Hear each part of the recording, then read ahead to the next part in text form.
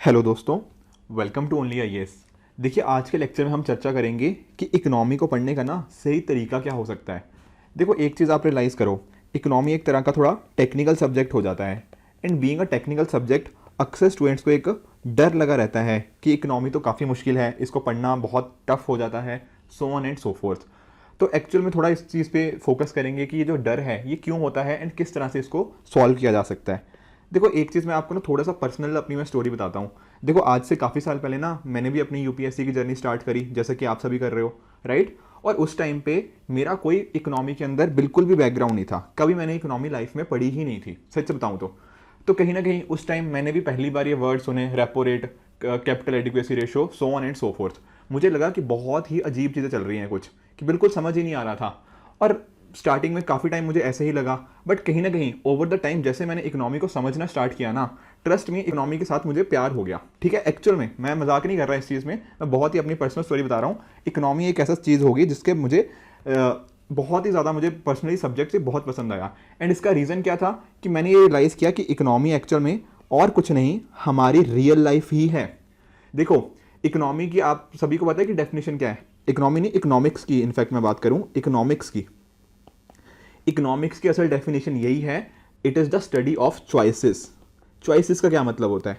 देखो, आपने कोई घर खरीदना या नहीं खरीदना, ये और कोई डिसीजन नहीं है, इकोनॉमी का डिसीजन है। कौन सी कोचिंग इंस्टीट्यूट में पढ़ना है, ये इकोनॉमिक्स का डिसीजन है। क्या आपने आईएएस की तैयारी करनी चाहिए या नहीं करनी चाहिए, ये इकोनॉमिक्स का डिसीजन है। हर चीज़ जो आप सोच सकते हो ना, टेक्निकली कहीं ना कहीं वो इकोनॉमिक्स के साथ रिलेट हो जाती है। तो इकोनॉमिक्स और कुछ नहीं, आपकी लाइफ के में जो आप डिसीजंस लेते हो, एक डिसीजन दूसरे डिसीजन के ऊपर क्यों प्रायोरिटाइज करते हो, इसी चीज़ का स्टडी का नाम क्या है? इकोनॉमिक्स। तो कहीं ना कहीं जितना आप इस सब्जेक्ट को रियल लाइफ के साथ, करंट अफेयर्स के साथ लिंक करके पढ़ोगे, उतना बेहतर रहेगा, उतना ये जो आपका डर है ना वो चला जाएगा। और जो आप कहते रहते हो ना कि इकोनॉमिक्स बहुत टेक्निकल है, आई अंडरस्टैंड, चीज़ें टेक्निकल हैं, पर एक बार चीज़ें आप समझ आने लग जाओगे, एक बार ये आपने समझ लिया कि एक्चुअल में इकोनॉमिक्स है क्या, किस तरह से इसको आप रियल लाइफ के साथ रिलेट कर रहे हो, तब ट्रस्ट मी, इकोनॉमी पढ़ने का तरीका आपको सही में आ जाएगा और जो भी डिफिकल्ट कॉन्सेप्ट्स हैं वो भी आप अच्छे से ग्रैस्प कर लोगे, राइट। तो ये स्ट्रेटजी थोड़ी सी होनी चाहिए। मैंने बिल्कुल बेसिक समझाया है कि कैसे आपको करना चाहिए। अब थोड़ा सा सिलेबस देख लेते हैं कि हमारे यूपीएससी के लिए ना क्या बताया गया है कि सिलेबस क्या होना चाहिए। देखो, प्रीलिम्स के अंदर आप देखो तो बहुत ही छोटी सा सिलेबस हमें दिया गया है रिगार्डिंग इकोनॉमिक्स, जैसे कि economic and social development, sustainable development, poverty, inclusion, demographics and social sector initiative etcetera. अब देखो, इस सिलेबस को देख के ना बहुत ज़्यादा कुछ हमें पता नहीं लगता कि यूपीएससी क्या पूछेगा। तो ज़रूरत क्या है हमें? प्रीवियस ईयर क्वेश्चन को अच्छे से समझने की, कि यूपीएससी ने प्रीवियस ईयर क्वेश्चंस के अंदर क्या पूछा है। और आप एक चीज़ रियलाइज़ करो, यहाँ पर जो सारे टॉपिक्स हैं ना कहीं उनके स्टैटिक कंपोनेंट तो इंपॉर्टेंट है ही है। जैसे मान लो इन्फ्लेशन का कॉन्सेप्ट है, तो इन्फ्लेशन के स्टैटिक कॉन्सेप्ट तो इंपॉर्टेंट है ही है, उसके साथ ही करंट अफेयर्स में क्या चल रहा है इकोनॉमी के रिगार्डिंग, वो काफ़ी मेजर इंपैक्ट डालता है कि स्टैटिक से क्वेश्चन कैसे पूछे जाएंगे। जैसे फॉर एग्जांपल, इस बार का अगर आपने पेपर देखा हो तो आरबीआई के रिगार्डिंग 2 क्वेश्चन आए, मतलब आरबीआई और इन्फ्लेशन को रिलेट करते हुए कहीं ना कहीं। तो वो क्यों पूछेंगे? क्योंकि आप ओवर द वर्ल्ड देखो कितना सिनेरियो, मतलब पिछले कुछ महीनों के अंदर इकोनॉमी में कितना सारी चीज़ें इन्फ्लेशन और सेंट्रल बैंक के रिगार्डिंग हो रखी हैं। तो क्या वो क्वेश्चंस एक्सपेक्टेड नहीं थे? बिल्कुल एक्सपेक्टेड थे। तो ये आपको समझना जरूरी है कि इकोनॉमी के अंदर ऑब्वियसली क्वेश्चन कंसेप्चुअल नॉलेज पे पूछे जाते हैं, बट काफ़ी करंट ओरिएशन भी इनका होता है। और एक दिक्कत पता क्या है इकोनॉमिक्स के अंदर, हमें रेयरली ही कोई ऐसी बुक्स मिलती हैं जहाँ पे पूरा डायनेमिक कंटेंट हो, क्योंकि देखो इकोनॉमी तो रोज़ चेंज होती रहती है। तो डेफिनेटली हमें अपने जो सोर्सेज हैं उनमें स्टैटिक तो पढ़ना ही पड़ेगा, उसके साथ ही साथ जो जो चीज़ें न्यूज़पेपर्स में आ रही हैं, मैगजीन्स में आ रही हैं, ये कुछ नए मतलब ना इनिशिएटिव्स लिए जा रहे हैं हमारी गवर्नमेंट के, हमारी फाइनेंस मिनिस्ट्री के या आरबीआई के, वो भी कुछ हद तक हमें उनका आइडिया होना चाहिए। इसके साथ ही साथ मेंस में भी इसकी इंपॉर्टेंट है, एंड साथ ही साथ इंटरव्यू के अंदर भी देखो, जैसे आजकल भी ना देखो आप कितना ऑपोजिशन कितने कैसे प्रोटेस्ट कर रहा है, किसके ऊपर? अनएम्प्लॉयमेंट के ऊपर, ठीक है ना, इन्फ्लेशन के ऊपर कर रहे हैं, पॉवर्टी के ऊपर करे जा रहे हैं। ये सारे मुद्दे क्या हैं? ये इकोनॉमी के ही तो मुद्दे हैं, ठीक है ना। तो क्या इंटरव्यू में आपसे ये क्वेश्चन पूछे नहीं जा सकते कि जीडीपी क्यों भैया इतना मतलब ऊपर नीचे हो रहा है, या फिर ये जीएसटी का आजकल मुद्दा देखो किस तरह से, देखो एक इंपॉर्टेंट इशू बना के बैठा हुआ है, कुछ लोग इसके बहुत समर्थन में है, कुछ लोग बहुत अगेंस्ट में है। ये सारे मुद्दे क्या हैं? ये इकोनॉमी के मुद्दे हैं, एंड डेफिनेटली सारे मुद्दे आपके इंटरव्यू में भी पूछे जा सकते हैं, मेंस के लिए भी इंपॉर्टेंट है एज वेल एज प्रीलिम्स के लिए भी। तो प्रीलिम्स का सिलेबस तो देखो ये हो गया, और साथ ही साथ हमें जब प्रीवियस ईयर क्वेश्चन हम अच्छे से हर लेक्चर के बाद जैसे हम कोर्स में करते हैं ना, तो उस तरह से अगर आप करते रहोगे कहीं ना कहीं आपको एक अच्छा आइडिया मिल जाएगा कि यूपीएससी किस तरह से हमसे क्वेश्चन पूछ रहा है। बात करें देखो मेंस की, तो मेंस के अंदर ना इकोनॉमी वाले पोर्शन को मैंने दो पार्ट्स में डिवाइड किया हुआ है। पहला जो थोड़ा इकोनॉमी से रिलेटेड है एंड सेकंड वाला जो थोड़ा एग्रीकल्चर से रिलेटेड है। तो देखो यहाँ पे इकोनॉमी के अंदर किस तरह से टॉपिक्स हैं, जैसे कि ग्रोथ हो गया, ग्रोथ और डेवलपमेंट में क्या फर्क है, एम्प्लॉयमेंट क्या मुद्दा है, ठीक है ना, साथ अभी डिस्कस कर रहे थे अनएम्प्लॉयमेंट के बारे में, तो ये तो डायरेक्टली हमारे सिलेबस के साथ ही लिंक्ड है। उसी तरह से प्लानिंग क्या होता है, ठीक है ना, नीति आयोग का क्या रोल है, प्लानिंग कमीशन का क्या रोल होता था, so on and so fourth. उसी तरह से क्या इंक्लूसिव ग्रोथ है या नहीं है, ठीक है ना, ये पर्टिकुलर चीज़ें कहीं ना कहीं आपके और सब्जेक्ट्स में भी यूज़ हो सकती हैं, आपके जीएस और सब्जेक्ट्स में या एसए में भी आप ना इन चीज़ों को यूज़ कर सकते हो। साथ ही साथ गवर्नमेंट बजटिंग, लिबरलाइजेशन, जो एलपीजी रिफॉर्म्स हमने 1991 में लेके आए, कैसे उनका इंपैक्ट हुआ, इंफ्रास्ट्रक्चर, एक बहुत ही हमारी करंट गवर्नमेंट का भी काफ़ी अच्छा इसके ऊपर फोकस है आजकल, ठीक है। साथ ही साथ इन्वेस्टमेंट मॉडल्स, तो इस तरह के टॉपिक्स होते हैं। और इनका अगर आप थोड़ा मेंस का अगर आप प्रीवियस ईयर क्वेश्चंस का एनालाइज करोगे, आप एक चीज़ रियलाइज करोगे क्या, कि इनका भी ना करंट अफेयर्स के साथ लिंकेज पूछा जा सकता है। जैसे इंडियन इकोनॉमी की क्या शेप है, क्या किस तरह से हमारी इकोनॉमी ग्रो कर रही है, क्या के शेप्ड रिकवरी है इंडिया की, वी शेप्ड रिकवरी है, ये डिफरेंट चीज़ें, या फिर इंडियन इकोनॉमी ने कैसे परफॉर्म किया है कुछ पैरामीटर्स के बेसिस पे, राइट। तो इस वजह से कहीं ना कहीं इकोनॉमी के काफ़ी इंपॉर्टेंट चीज़ें हो जाती हैं। एंड अकॉर्डिंगली अगर आपने चीज़ों को माइक्रो लिस्ट करके पढ़ा हुआ है ना, उनके प्रॉपर नोट्स बना रखे हैं, तो डेफिनेटली आपको मेंस में हेल्प होने वाली है। अभी देखो हम थोड़ा सिलेबस डिस्कस कर रहे हैं, फिर उसके बाद मैं सोर्सेज पे भी आऊँगा, एंड लास्ट में थोड़ा सा अप्रोच को मैं फर्दर और एलेबोरेट भी करूँगा। इसके साथ ही देखो एग्रीकल्चर के अंदर आप देख लो, एग्रीकल्चर के अंदर भी क्रॉपिंग पैटर्न्स हो गया, ई टेक्नोलॉजी को कैसे यूज़ करना है। अब ये देखो ई टेक्नोलॉजी वाला मुद्दा, ये आपको न्यूज़पेपर में बहुत मिलता है, ठीक है ना, बहुत सारे आर्टिकल्स आते हैं, गवर्नमेंट हमारी मिनिस्ट्रीज, एग्रीकल्चर की मिनिस्ट्री वो बताती रहती है कि हम किस तरह से टेक्नोलॉजी को यूज़ कर रहे हैं, नए नए इनिशिएटिव्स आते रहते हैं इस पर्टिकुलर सेक्टर में। उसी तरह से इरीगेशन के रिगार्डिंग देख लो, जैसे माइक्रो इरीगेशन हो गया, ठीक है। इवन इजराइल के साथ भी हम डिफरेंट मतलब ना उनके साथ भी डिस्कशन चल रहा था माइक्रो इरीगेशन के रिगार्डिंग, तो कहीं ना कहीं आईआर में भी उस चीज़ को यूज़ कर सकते हैं। करंट अफेयर्स के मुद्दे हैं ये सारे। साथ ही साथ आप देख लो ट्रांसपोर्टेशन का, मार्केटिंग का, उसके अलावा देखो जैसे वो होता है ना पब्लिक पीडीएस सिस्टम हो गया, ठीक है, या इवन जो अभी ये जो फार्म प्रोटेस्ट होके हटा है थोड़े टाइम पहले, उसके रिगार्डिंग मिनिमम सपोर्ट प्राइसेस का मुद्दा, ये सारे के सारे मुद्दे कहाँ हैं, ये सारे आपको न्यूज़पेपर में देखने को मिलते हैं। I am very sure MSP के रिगार्डिंग क्या इश्यूज हैं आप सभी को पता है, आप सभी न्यूज़पेपर में पिछले 1-1.5 साल से अच्छे से पढ़ते आए हो, ये इकोनॉमी के सिलेबस में है। तो देखो ये क्या आपके रियल लाइफ के मुद्दे नहीं है क्या। Agriculture, I am very sure आप में से बहुत सारे लोगों के मतलब आपके पेरेंट्स भी हो सकता है एग्रीकल्चर से रिलेट करते हो, या फिर ये सारे जो आपको आइडिया होगा इन सभी चीज़ों का। पर कहीं ना कहीं इकोनॉमी के अंदर हमें एक फर्दर डायमेंशन ऐड करनी पड़ती है कि किस तरह से इकोनॉमिक्स के एंगल से हम कैसे उन चीज़ों को सोच सकते हैं, क्या मल्टी डायमेंशनलिटी ऐड कर सकते हैं, पीडीएस के क्या इश्यूज होते हैं, फूड सिक्योरिटी के रिगार्डिंग। तो काफ़ी हद तक ना ये करंट अफेयर्स लिंकेज है, ठीक है जी। उसके साथ ही साथ हमारी करंट गवर्नमेंट का भी फूड प्रोसेसिंग इंडस्ट्री के ऊपर काफ़ी ज़्यादा फोकस है, ठीक है ना, एक तरह का ये सनराइज सेक्टर बन के आता है। तो ये सारे के सारे मुद्दे कहीं ना कहीं करंट अफेयर्स के साथ लिंकेज है। एंड जितना आप इन चीज़ों को अच्छे से पढ़ सकते हो, जितना अच्छे से आप कहीं ना कहीं चीज़ों को आप अपने जो आपने चीज़ें पढ़ी हुई हैं उनको रिलेट करके पढ़ोगे, उतना ज़्यादा आपको कहीं ना कहीं इसमें बेनिफिट होगा, ठीक है जी। उसी तरह से लैंड रिफॉर्म्स ऑफ इंडिया भी एक इंपॉर्टेंट टॉपिक हो जाता है मेंस के परस्पेक्टिव से। देखो थोड़े से सोर्सेज मैं आपको थोड़ा डिस्कस कर लेता हूँ कि किस तरह के सोर्सेज आप रेफर कर सकते हो, ठीक है जी। इसके अलावा भी देखो बहुत सारे सोर्सेज हैं मार्केट में, no doubt about it, but कुछ इंपॉर्टेंट सोर्सेज हैं। देखो एक तो देखो आपको एनसीईआरटी बुक्स के बारे में तो पता ही है, ठीक है जी, पहले भी मैं आपको एनसीईआरटी वाले वीडियो में ये चीज़ें डिस्कस कर चुका हूँ। तो एनसीईआरटी की बुक्स तो आप डेफिनेटली रेफर कर सकते हो। एंड इवन एक दिक्कत पता क्या रहती है, काफ़ी सारे स्टूडेंट्स का रहता है कि सर माइक्रो इकोनॉमिक्स को हमें पढ़ना चाहिए या नहीं पढ़ना चाहिए। देखो फोकस आपका इन दोनों बुक्स के ऊपर होना चाहिए। अगर आपके पास टाइम है डेफिनेटली आप माइक्रो इकोनॉमिक्स भी पढ़ सकते हो, पर कहीं ना उसका एफर्ट टू रिवॉर्ड ये थोड़ा रेशो कम है। मतलब आपको शायद पढ़ने में बहुत ज़्यादा टाइम लग जाए उसको, माइक्रो इकोनॉमिक्स को, बट क्वेश्चंस थोड़े से कम आते हैं माइक्रो इकोनॉमिक्स में। मतलब स्पेशली अगर आप देखोगे थोड़े प्रीलिम्स में कभी कभी आ जाता है क्वेश्चन, बट मेंस में जो अभी सिलेबस हमने पूरा डिटेल में डिस्कस किया उसमें रेयरली हमें इस तरह के क्वेश्चन को ही देखने को मिलते हैं जो स्पेशली प्योरली मतलब ना कि माइक्रो इकोनॉमिक्स के बेसिस पे हो। तो इसलिए ये बुक्स आप एनसीईआरटी डेफिनेटली अपने कंसेप्चुअल क्लैरिटी के लिए रेफर कर सकते हो। उसके साथ ही साथ हमारी ओनली आईएएस की टीम ने भी ना एक फुल फ्लैश सोल्यूशन बनाने की कोशिश करी है इंडियन इकोनॉमी के कॉरस्पॉन्डिंगली, तो ये पर्टिकुलर बुक भी आप डेफिनेटली रेफर कर सकते हो, जो आपको काफ़ी बेनिफिट करने वाली है अपने कॉन्सेप्ट्स को क्लियर करने के लिए भी। एंड अकॉर्डिंगली ना ये इस तरह की जो बुक्स होती हैं, देखो इनको भी टाइमली अपडेट किया जाता है ताकि इंश्योर किया जा पाए कि आपके जो करंट अफेयर्स हैं वो सारे के सारे भी कवर हो पाएँ। तो ये पर्टिकुलर बुक भी आप अपने अपने कोर्स के लिए रेफर कर सकते हो। इसके अलावा आपको क्लास नोट्स जो प्रोवाइड किए जा रहे हैं, ठीक है ना, तो क्लास नोट्स स्पेशली आपके ना अच्छे से बने होने चाहिए। तो जितने अच्छे आपके क्लास नोट्स होंगे उतना ही बेहतर रहेगा जब आप फाइनल टाइम पे रिवीजन करोगे।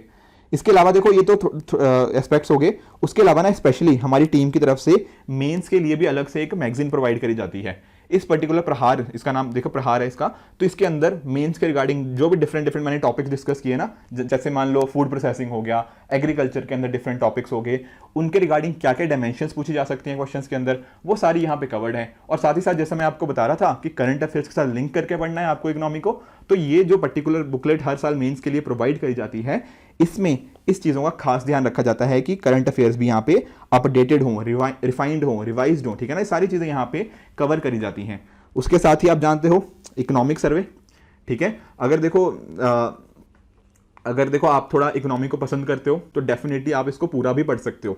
जैसे मतलब मैं तो पर्सनली पूरा पढ़ता हूँ, पूरा आपके साथ डिस्कस भी करना होता है इसलिए भी, बट इन जनरल भी before that I also use to read economic survey, ठीक है। बट कहीं ना कहीं अगर आपको लगता है कि नहीं टाइम कम है तो डेफिनेटली हमारी टीम की तरफ से इसकी समरीज भी आपको प्रोवाइड करी जाती हैं, तो आप उन चीज़ों को तो एटलीस्ट डेफिनेटली रेफर करो। पर अगर आपके पास टाइम है एंड अगर आप पढ़ सकते हो इसको, तो मैं तो आपको बोलूंगा कि इकोनॉमिक सर्वे एक बार डेफिनेटली पढ़ने की कोशिश करना। एक काफ़ी एनरिचिंग कंटेंट होता है इकोनॉमिक सर्वे के रिगार्डिंग।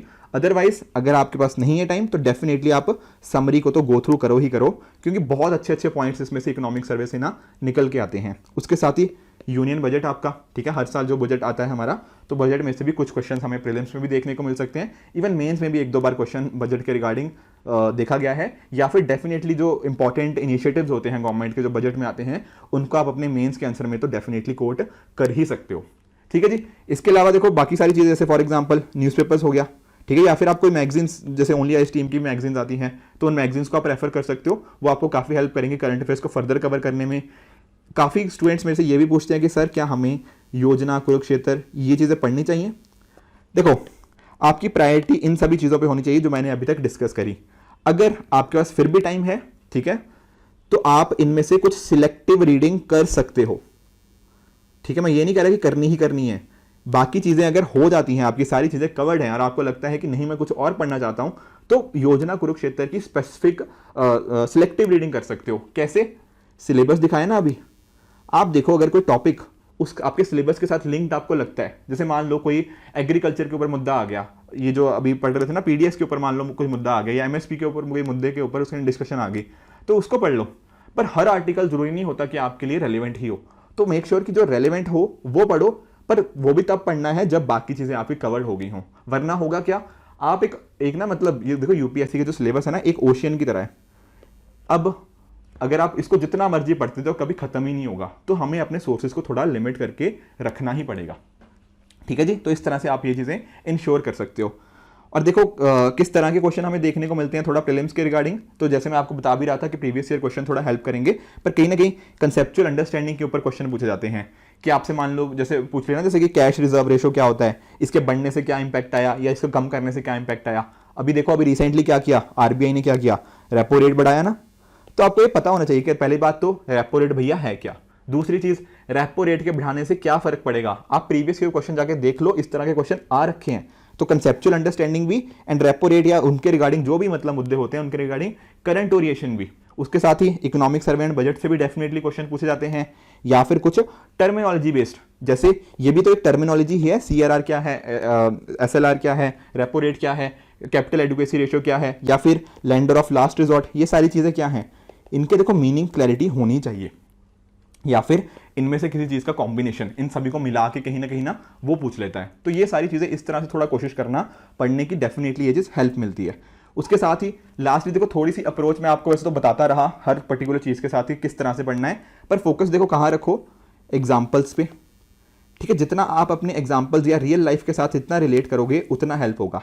एग्जाम्पल देखो, जैसे आप देख रहे हो बजट, ठीक है। अब बजट के अंदर ना बहुत सारे कंपोनेंट्स होते हैं, हमें समझ नहीं आते कि अच्छा ये कैपिटल एक्सपेंडिचर क्या है, ये रेवेन्यू रिसिप्ट क्या है, रेवेन्यू एक्सपेंडिचर क्या है।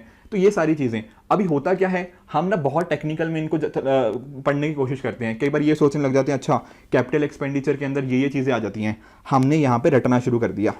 पर नहीं, आप इतना इमेजिन करो बजट के अंदर ना, आप छोड़ो गवर्नमेंट को, आप सोचो अपनी फैमिली का। आपकी फैमिली का भी तो कुछ बजट होता होगा, आपकी फैमिली में भी तो कहीं से कुछ पैसे आते हैं, कहीं पैसे खर्च करते हो। उनको सोचो कि अच्छा मेरी फैमिली के पैसे कहाँ कहाँ से आते हैं। तो आप भी ना अपनी फैमिली को भी डिवाइड कर पाओगे किसके अंदर, कि कैपिटल रेवेन्यू क्या है, और सॉरी रेवेन्यू रिसिप्ट क्या है एंड कैपिटल रिसिप्ट क्या है। तो उससे हिसाब से आप देख सकते हो कि अच्छा रेवेन्यू रिसिप्ट क्या होता है, इस तरह के खर्चे जो मेरी फैमिली बार बार करती है, या फिर जिनके अंदर एसेट लायबिलिटी का चेंज नहीं आता, उनको आप अपनी फैमिली के साथ लिस्ट करो। इस तरह से अगर समझने की कोशिश करोगे ना कि हर चीज को आप अपनी लाइफ के साथ रिलेट करके पढ़ोगे, तो definitely over the time I am very sure कि जो टेक्निकल चीजें हैं, या फिर आपको जो लगता है कि इकोनॉमी एक मुश्किल सब्जेक्ट है, ओवर द टाइम वो धीरे धीरे आपके लिए ईजी बनता रहेगा। ठीक है ना, इस चीज को कोशिश करो। एग्जाम्पल जितने सोच सकते हो रियल लाइफ के साथ जितना सोच सकते हो, कंसेप्ट के ऊपर फोकस रखो। ठीक है ना, कंसेप्ट पे अगर जब तक क्लैरिटी नहीं होगी ना इकोनॉमी के अंदर, तो फिर बात रटने पे आ जाएगी कि आप रट के जा रहे हो कि अच्छा देखो एक ना मैं आप सभी के साथ, आप सभी वैसे जानते भी हो, इकोनॉमी हर वीक हम डिस्कस करते हैं इकोनॉमी के करंट अफेयर्स। ठीक है, अगर नहीं आप में से कोई देख रहा तो डेफिनेटली उसको वॉच करना। हर संडे को इकोनॉमी के करंट अफेयर्स आते हैं इकोनॉमी दिस वीक के अंदर। तो वो पर्टिकुलर चीज़ आप एक बार फॉलो करके देखो, आपको रियलाइज होगा कितनी हेल्पफुल है। क्यों?